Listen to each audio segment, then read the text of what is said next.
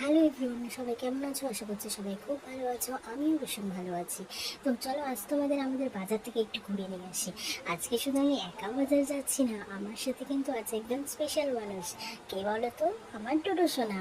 আজকে আমার ডুডু সোনার সাথে আমার বাবা মা, আমার ডুডু সোনা আর আমি তিনজন মিলে একটু বাজারে যাচ্ছি। তো ভাবলাম একটু ক্যামেরা বন্দি করে নেওয়া যাক।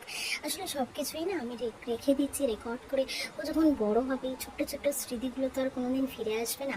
তো এই স্মৃতিগুলো তখন দেখবো, আর ওকেও দেখাবো যে ছোটোবেলায় কী কী করতো। আসলে আগেকার দিনে আমাদের ছোটোবেলার স্মৃতি তো আমরা সেইভাবে দেখতে পাই না।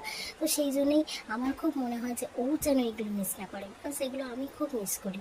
তো সেই জন্যই এগুলো করে রাখা যাতে পরে দেখতে পাই। তো দেখো একটা ছোট্ট শাঁখো মতন একটা ব্রিজ আছে, উপর দিয়ে লোহার ব্রিজ আছে, বাট এই শাঁখো দিয়ে গেলে আমাদের মনে একটু তাড়াতাড়ি হয়। আর এখানে একটা মন্দির আছে, খুবই জাগ্রত মায়ের মন্দির, মা কালীর মন্দির। এখানে যে যে যা যা মানত করে সব কিছু কিন্তু ফলে।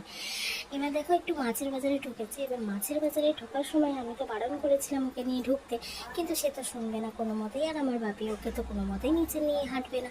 তো ওই কোলে নিয়ে একটু চিংড়ি মাছ দেখা হচ্ছিলো, যেহেতু আমার একটু চিংড়ি মাছ খাওয়ার ইচ্ছে হচ্ছিলো।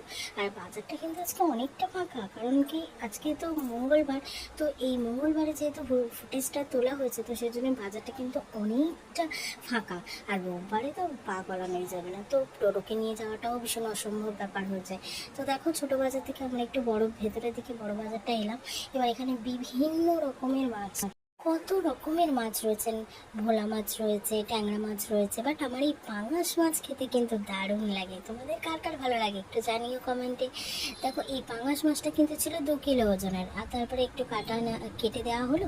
কেটে দেওয়ার পর মা তো ওখানে মোটেই বলছে না, ভিডিও করা যাবে না এইভাবে এখানে। আসলে বলছে তারও একটা কারণ আছে, কারণ ওখানে এতটাই ভিড় ছিল আর সবাই মাছ দেখার জন্য এত ছটফট করছে, যার জন্যই মা বললো। তো যাই হোক, ওখান থেকে মাছটা কিনে নেওয়ার পর আমরা এলাম একটু ব্রিজের উপর। অ্যাকচুয়ালি আমাদের না মধ্যেখানে রাস্তা, এদিকে একটা বাজার বসে, উল্টো দিকে আরেকটা বাজার বসে।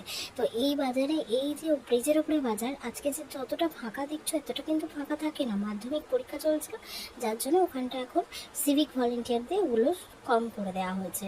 বাস, অটো যা যা যায় সেগুলো এখন ওখান থেকে যাতায়াত করতে দেওয়া হচ্ছে না। তো ওই যে দেখছো ওখানে অতগুলো মাছ বসে রয়েছে, তো ওরা ওখান থেকে মা একটুখানি চিংড়ি মাছ, ছোটো চিংড়ি মাছও নিল।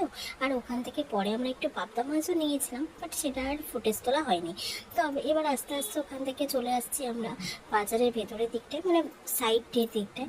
এখানে দেখো বিভিন্ন বিভিন্ন রকমের, কত রকমের স্টেশনারি দোকান রয়েছে, আলু পেঁয়াজ, মানে পুরো জায়গা গোটা মার্কেটটা জুড়েই কোথাও ফুলের দোকান, কোথাও সবজির দোকান, এই সমস্ত রয়েছে। আর এই যে আমার ফুল দাদু, এই এনার কাছ থেকে আমার বাড়িতে যত ফুল আসে সব এনার কাছ